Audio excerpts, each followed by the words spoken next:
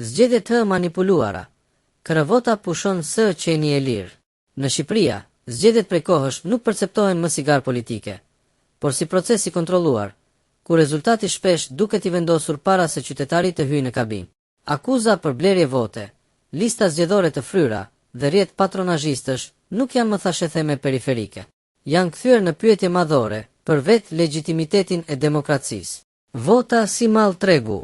Në zona të varfra, vota trajtohet si monedhë këmbimi.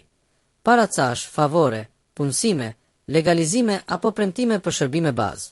Kur mbijetesa lidhet me votën, liria e zgjedhjes zhduket. Lista që nuk pastrohen kurrë.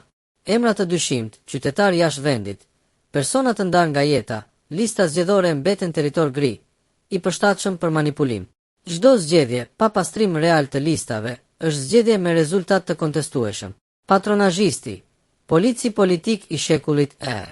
Rrjetet e patronazhistëve kanë krijuar një model të ri presioni. Kush voton? Si voton? Çfarë përfiton? Çfarë humb?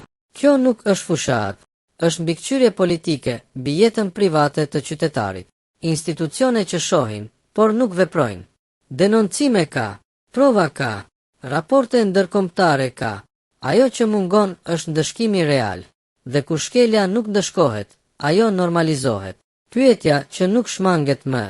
A kemi zgjedhje që prodhojnë vullnet politik, apo procese që riciklojnë pushtetin përmes frikës dhe paras?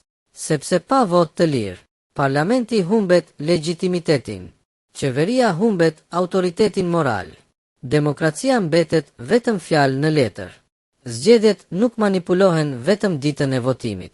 Ato manipulohen çdo ditë që heshtja pranohet si normalitet.